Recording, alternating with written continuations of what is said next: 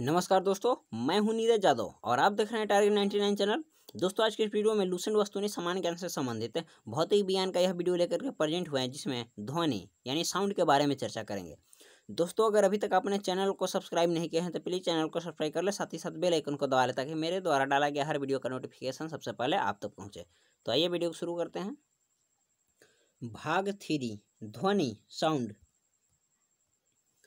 First प्रश्न है, ध्वनि तरंगों की प्रकृति होती है? अनुदैर्ध्य होती है। निम्न में से कौन सा कथन ध्वनि तरंगों के लिए सत्य है? ध्वनि तरंगों के लिए 0 डिग्री सेल्सियस पर इसकी चाल 332 मीटर पर सेकेंड होती है। प्राश्रव्य नेक्स्ट है, अवश्रव्य तरंग की आवृत्ति होती है। अवसरंग तरंग की आवृत्ति 20 हर्ट्ज से कम होती है।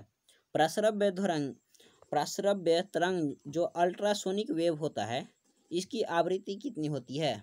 इसकी आवृत्ति 20,000 से अधिक होती है। 20,000 हर्ट्ज से अधिक आवृत्ति का अनुदैर्ध्य तरंग है। एवं होता है श्रव्य तरंग, जिसकी आवृत्ति 20 Hz से लेकर के 20,000 Hz तक होता है। नेक्स्ट प्रश्न है, प्राश्रव्य तरंगे मनुष्य द्वारा नहीं सुना जा सकता है। प्राश्रव्य तरंगों को सबसे पहले किसने सीटी बजाकर उत्पन्न किया था? सबसे पहले गाल्टन के द्वारा किया गया था। नेक्स्ट प्रश्न है, चमगादड़ अंधेरे में उड़ते हैं क्योंकि? चमगादड़ प्राश्रव्य तरंग उत्पन्न करते हैं। नेक्स्ट है, कीटों तथा हानि पहुंचाने वाले तत्वों को घरों से दूर भगाने के लिए प्रयोग में लाया जाता है। अल्ट्रासोनिक तरंग यानी प्राश्रव्य तरंग को उपयोग में लाया जाता है। नेक्स्ट है, ध्वनि तरंगे नहीं चल सकती है। ध्वनि तरंग जो होती है निर्वात में नहीं चल सकती है। विमानों के अंतरिक्ष भागों की सफाई में किसका प्रयोग किया जाता है? विमानों की जो आंतरिक भाग होता है उसकी सफाई में जो कि प्राश्रव्य तरंग का उपयोग किया जाता है। नेक्स्ट है, श्रव्य परिसर में ध्वनि तरंगों की आवृत्ति क्या होती है? श्रव्य परिसर में ध्वनि तरंग की आवृत्ति 20 हर्ट्ज से लेकर 20,000 हर्ट्ज के बीच होती है। नेक्स्ट होती है, नेक्स्ट प्रश्न है, तरंग का वेग भी आवृत्ति n एवं इसका तरंग दैर्ध्य लैम्डा है। तो इसमें कौन सा संबंध जो कि सही है? इसमें है v बराबर n लैम्डा होता है फॉर्मूला। नेक्स्ट है, चंद्रमा पर धरातल से दूर विस्फोट सुनाई नहीं पड़ता है।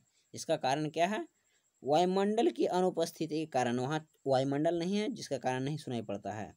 नेक्स्ट प्रश्न है, चमगादड़ अंधेरे में उड़ सकती है क्यों? क्योंकि वे अति तीव्र ध्वनि तरंगे पैदा करती है जो उसका नियंत्रण करती है। नेक्स्ट प्रश्न है, इसमें है कथन एवं कारण। बताइए कौन सा सही है, कथन है या कारण, या दोनों सही है या फिर दोनों गलती है? तो इसमें कथन जो कि सही है पर कारण गलती है। कथन है, चमगादड़ रात्रि में किसी वस्तु से बिना टकराए हुए ही उड़ता है, जो कि सही है। पर इसमें जो कि है, चमगादड़ से इंफ्रासोनिक तरंग निकलती है, जो कि गलत है। चमगादड़ से अल्ट्रासोनिक वेव निकलती है, अल्ट्रासोनिक तरंगें निकलती है। नेक्स्ट है, वायु में ध्वनि की चाल 332 मीटर पर सेकंड होती है। यदि दाब बढ़ाकर दोगुना कर दिया जाए तो ध्वनि की चाल होगा। ध्वनि की चाल जो कि 332 मीटर पर सेकंड होगा। ध्वनि की चाल अधिकतम होती है। ध्वनि की चाल जो कि इस्पात में अधिकतम होती है। नेक्स्ट प्रश्न है, बादलों की बिजली की चमक के काफी समय बाद बादलों की गर्जन सुनाई देती है। इसका कारण क्या है? इसका कारण है प्रकाश की चाल ध्वनि की चाल से बहुत अधिक है। नेक्स्ट प्रश्न है, वायु में ध्वनि का वेग है लगभग 330 मीटर पर सेकेंड। ध्वनि के वेग का मान सबसे कम होता है। गैस में ध्वनि का वेग भिन्न भिन्न माध्यम में भिन्न भिन्न होता है और ठोस में सबसे अधिक होती है। नेक्स्ट प्रश्न है, लगभग 20 डिग्री सेंटीग्रेड के ताप पर किस माध्यम में ध्वनि की गति अधिकतम रहेगी? लोहा में। निम्न में से कौन सा एक कथन सही नहीं है? जो सही है उसको हम लोग पहले चर्चा करते हैं। इसमें फर्स्ट, सेकंड और फोर्थ जो कि सही है। तापमान के बढ़ने पर वायु में ध्वनि का वेग बढ़ता है। नेक्स्ट है, वायु में ध्वनि का वेग दाब पर निर्भर नहीं करता है। एवं फोर्थ है आयाम तथा आवृत्ति के परिवर्तन से वायु में ध्वनि का वेग प्रभावित जो कि नहीं होता है। पर इसमें थर्ड नंबर है जो कि गलत है। इसमें जो दिया हुआ है आर्द्रता के बढ़ाने पर वायु में ध्वनि का वेग कम हो जाता है, जो कि गलत है। आर्द्रता को बढ़ाने पर ध्वनि का वेग कम नहीं बल्कि अधिक हो जाता है।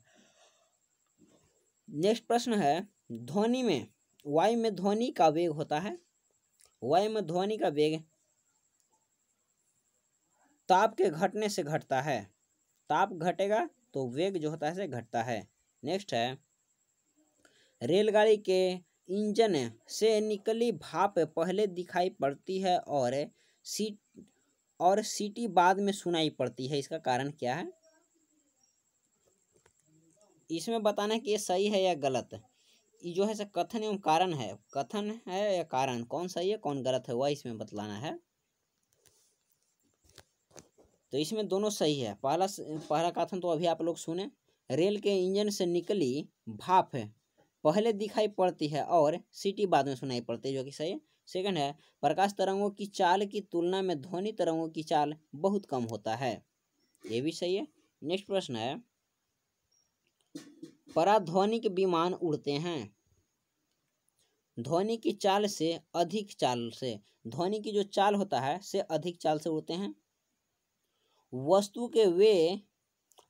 के वेग तथा उसी माध्यम में एवं उन्हीं परिस्थितियों में ध्वनि का वेग के अनुपात को कहते हैं। इसके अनुपात को जो कि मैक संख्या कहा जाता है। नेक्स्ट है मैक अंकों का प्रयोग वेग के संबंध में किया जाता है। वायुयान के संबंध में किया जाता है। नेक्स्ट प्रश्न है डेसिबल है। डेसिबल ध्वनि स्तर की माप की इकाई है। साधारण बातचीत के ध्वनि की तीव्रता होती है 30 से 40 डेसिबल। नेक्स्ट प्रश्न है 100 डेसिबल का शोर स्तर निम्न में से किसके संगत होता है? यह जो कि किसी मशीन की दुकान से आने वाला शोरगुल। नेक्स्ट प्रश्न है ध्वनि के किस लक्षण के कारण कोई ध्वनि मोटी या पतली होती है? यह जो होता है तारत्व के कारण यानी पिच के कारण होता है। पुरुषों की अपेक्षा महिला की आवाज अधिक तीक्ष्ण होती है क्योंकि महिला की आवाज का तारत्व अधिक होता है। नेक्स्ट प्रश्न है एक युवक पुरुष की आवाज की तुलना में छोटे बच्चे की आवाज अधिक प्रिय क्यों लगता है? इसका कारण है बच्चे की आवाज का तारत्व पुरुष की आवाज के तारत्व की तुलना में अधिक होता है। नेक्स्ट प्रश्न है स्त्रियों की आवाज पुरुषों की अपेक्षा पतली होती है क्योंकि स्त्रियों की आवाज की आवृत्ति अधिक होती है। नेक्स्ट प्रश्न है यदि सितार और बांसुरी पर एक ही स्वर बजाया जाए तो उनसे उत्पन्न ध्वनि का भेद निम्न में अंतर का कारण क्या है? इसका अंतर का प्रमुख कारण है केवल ध्वनि गुणवत्ता। नेक्स्ट है निम्नलिखित में कौन सी घटना ध्वनि तरंगों द्वारा प्रदर्शित नहीं की जाती है? ध्रुवन ध्वनि तीव्रता की डेसिबल में वह अधिकतम सीमा जिसके ऊपर व्यक्ति सुन नहीं सकता। 95 डेसिबल से अधिक की ध्वनि जो कि मनुष्य के द्वारा सुना नहीं जा सकता है। नेक्स्ट प्रश्न है निम्न में से किसके द्वारा सबसे अधिक ध्वनि प्रदूषण होता है? ध्वनि का प्रदूषण सबसे अधिक जो कि हवाई जहाज की उड़ान भरने से होता है। नेक्स्ट है नजदीक आती रेलगाड़ी की सीटी की आवाज बढ़ती जाती है, दूर जाने पर रेलगाड़ी के लिए यह घटती जाती है। यह घटना उदाहरण है। यह घटना है जो किस चीज का उदाहरण है? यह जो कि डॉपलर प्रभाव का उदाहरण है। नेक्स्ट है चंद्रमा के धरातल पर दो व्यक्ति एक दूसरे से बात नहीं कर सकता या बात को नहीं सुन सकता। इसका कारण क्या है? इसका कारण है चंद्रमा पर वायुमंडल नहीं है। नेक्स्ट है कौन सी प्रक्रिया प्रकाश और ध्वनि दोनों में घटित नहीं होती है? ध्रुवन जो कि प्रकाश एवं ध्वनि दोनों में घटित नहीं होती है। विवर्तन परावर्तन एवं अपवर्तन जो कि प्रकाश और ध्वनि दोनों में घटित होती है।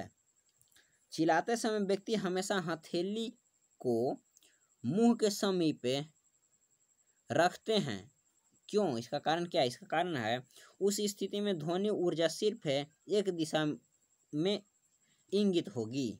नेक्स्ट है, डेसिबल इकाई का प्रयोग किया जाता है ध्वनि की तीव्रता के लिए। नेक्स्ट प्रश्न है, प्रतिध्वनि का कारण है, प्रतिध्वनि का कारण है ध्वनि की परावर्तन। नेक्स्ट है, अस्पष्ट प्रतिध्वनि सुनने के लिए परावर्तक तल व ध्वनि स्रोतों के बीच न्यूनतम दूरी होनी चाहिए, 17 मीटर। नेक्स्ट है, रडार की कार्य प्रणाली निम्न सिद्धांत पर आधारित होती है, यह जो कि रेडियो तरंगों की परावर्तन पर आधारित होती है। नेक्स्ट प्रश्न है, किसी प्रतिध्वनि को सुनने के लिए मूल आवाज और प्रतिध्वनि के बीच समय अंतराल क्या होना चाहिए? 1/10 सेकंड से अधिक। नेक्स्ट है, अच्छे ऑडिटोरियम की दीवारें, छत व फर्श किसी रेशेदार पदार्थ, कालीन, ग्लास या फाइबर आदि से ढके रहते हैं, इसका मुख्य उद्देश्य क्या है? इसका उद्देश्य है ध्वनि का अवशोषण करके प्रतिध्वनि को रोकना। ध्वनि का प्रभाव मानव के कान में कितने समय तक रहता है? इसका प्रभाव मानव कान में 1/10 सेकंड तक रहता है। नेक्स्ट है, ध्वनि तरंगे किसके कारण प्रतिध्वनि उत्पन्न होती है? ध्वनि तरंगे जो की होती है परावर्तन के कारण प्रतिध्वनि उत्पन्न होती है। एक व्यक्ति को अपनी प्रतिध्वनि सुनने के लिए परावर्तक तल से कितने दूर खड़ा रहना चाहिए? 56 फीट। मीटर में 17 मीटर। नेक्स्ट प्रश्न है, स्टेथोस्कोप ध्वनि के किस सिद्धांत पर कार्य करता है? स्टेथोस्कोप जो कि परावर्तन पर कार्य करता है। नेक्स्ट है, प्रतिध्वनि तरंगों के खाली स्थान के कारण उत्पन्न होती है। परावर्तन प्रतिध्वनि तरंगों के जो होता है, प्रतिध्वनि तरंग जो होता है परावर्तन के कारण उत्पन्न होता है। सोनार अधिकांश प्रयोग में लाया जाता है नौ संचालकों द्वारा। नेक्स्ट प्रश्न है, अनुरणन काल तथा हौले के आयतन के बीच संबंध का प्रतिपादन किया, सेबिन ने किया। नेक्स्ट है, गुंजहीन हॉल का अनुरणन काल होता है 0 सेकंड होता है। एक सेना पुल को पार करती है तो सैनिकों को कदम से कदम मिलाकर न चलने का निर्देश दिया जाता है, इसका कारण क्या है? इसका कारण है पैरों से उत्पन्न ध्वनि का अनुनाद के कारण पुल टूटने का खतरा रहता है। नेक्स्ट प्रश्न है, हम रेडियो की घुंडी घुमाकर विभिन्न स्टेशनों का कार्यक्रम सुनते हैं, यह संभव है, यह जो कि संभव है अनुनाद के कारण। नेक्स्ट प्रश्न है, नेक्स्ट है, कहा जाता है कि जब तानसेन गाता था तो खिड़की की कांच या कांच के गिलास के टुकड़े टुकड़े हो जाते थे, यदि ऐसा संभव भी हो तो वह ध्वनि किस गुण के कारण होता है? ऐसा जो है किस गुण के कारण होता था? तो यह जैसे ध्वनि के अनुनाद के कारण होता था। जब हम जल के नीचे सुराही भरने के लिए रखते हैं तो जैसे जैसे सुराही भरती जाती है वैसे वैसे हमें विशेष प्रकार की ध्वनि सुनाई देता है, इसका कारण क्या है? इसका कारण है अनुनाद। रेडियो का समस्वरण स्टेशन उदाहरण है, यह जो कि अनुनाद का उदाहरण है। नेक्स्ट प्रश्न है, जब किसी पदार्थ को 2 लाउड स्पीकर साथ साथ बजते हैं तो किसी स्थान विशेष पर बैठे श्रोता को इनकी ध्वनि नहीं सुनाई देती है, इसका कारण है? इसका कारण है व्यतिकरण। नेक्स्ट है, समुद्र में स्थान स्थान पर ऊंचे पदार्थ यानी घर लाइट हाउस बनाए जाते हैं जहां से बड़े बड़े सायरन बजाकर जहाज़ों को संकेत भेजे जाते हैं। कभी कभी जहाज नीरव क्षेत्र में पहुंच जाते हैं जहां सायरन की ध्वनि सुनाई नहीं देती है। ये नीरव क्षेत्र ध्वनि तरंगों के किस गुण के कारण निर्मित होते हैं? यह जो कि व्यतिकरण कारण निर्मित होते हैं। नेक्स्ट प्रश्न है, जब हम हमारे अंदर बैठे रहते हैं, जब हम कमरे के अंदर बैठे रहते हैं तो यद्यपि हम बराबर के कमरे में बातचीत करने वाले व्यक्ति को देखते हैं तो नहीं, परंतु उनकी आवाज़ अवश्य सुन लेते हैं। इसका कारण इसका कारण क्या है? इसका कारण है विवर्तन। आदमी नहीं दिखाई देता फिर भी उसका आवाज़ सुनाई देता है, इसका कारण है विवर्तन के कारण आवाज़ सुनाई देता है। किसी ध्वनि स्रोत से आवृत्ति में होने वाले उतार चढ़ाव को कहते हैं उतार चढ़ाव, जिसे डॉपलर प्रभाव कहा जाता है। डॉपलर प्रभाव संबंधित है, ध्वनि से संबंधित है। नेक्स्ट प्रश्न है, पास आती हुई रेलगाड़ी की सीटी की आवृत्ति या तीक्ष्णता बढ़ती जाती है, ऐसा किस घटना के कारण होता है? यह जो कि डॉपलर प्रभाव कारण होता है। निम्नलिखित कथनों पर विचार कीजिए, बताना है कौन सा कथन सही है या कौन गलत है। इसमें केवल दूसरा सही है।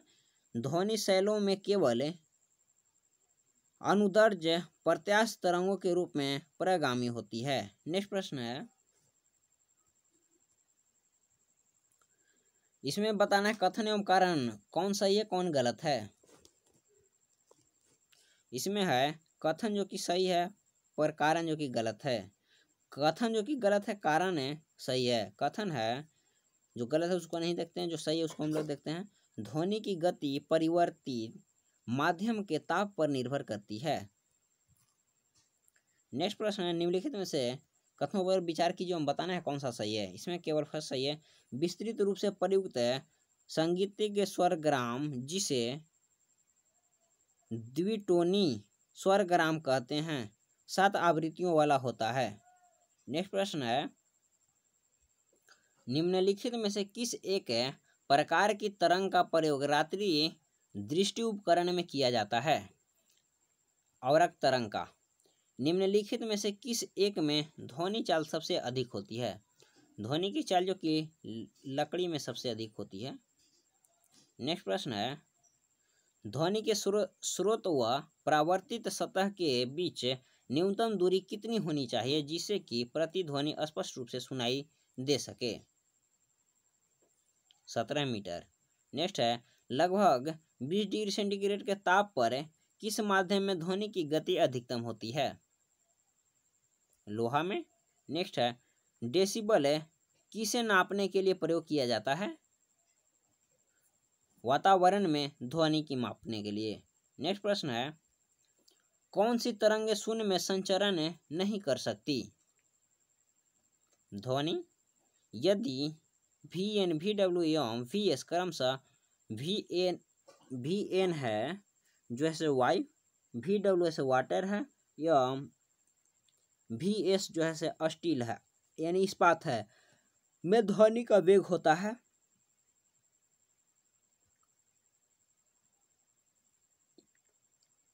ध्वनि का वेग जो होता है इस्पात में सबसे ज़्यादा होता है, उसके बाद जल में एवं उससे कम वायु में होता है। नेक्स्ट है, ध्वनि नहीं गुजर सकती है। ध्वनि जो कि निर्वात में नहीं गुजर सकती है। नेक्स्ट प्रश्न है, एक स्त्री की आवाज का पुरुष की आवाज से अधिक तीक्ष्ण होने का कारण है? इसका कारण है उच्चतर आवृत्ति। नेक्स्ट है, सबसे अधिक तीव्रता की ध्वनि उत्पन्न करता है? बाघ। इको साउंडनिक प्रयोग होता है, यह जो कि समुद्र की गहराई मापने के लिए किया जाता है। नेक्स्ट प्रश्न है, एंट्रोस्टिक विज्ञान है, एंट्रोस्टिक विज्ञान जो कि ध्वनि से संबंधित है। नेक्स्ट है, डेसिबल होता है एक ध्वनि स्तर का माप होता है। नेक्स्ट है, ध्वनि का वेग अधिकतम होता है। ध्वनि का वेग अधिकतम जो कि लोहा में होता है। जब ध्वनि तरंग चलती है तो वे अपने साथ ले जाती है, ये अपने साथ जो कि ऊर्जा को ले जाती है। दोस्तों आज के वीडियो में बस इतना ही। दोस्तों अगर वीडियो पसंद आए तो वीडियो को लाइक करें, चैनल को सब्सक्राइब नहीं किया तो प्लीज़ चैनल को सब्सक्राइब कर ले, साथ ही साथ बेल आइकन को दबा लें ताकि मेरे द्वारा डाला गया हर वीडियो का नोटिफिकेशन सबसे पहले आप तक पहुंचे। तो फिर इसी नए उत्साह के साथ नेक्स्ट वीडियो मिलते हैं। थैंक यू, धन्यवाद।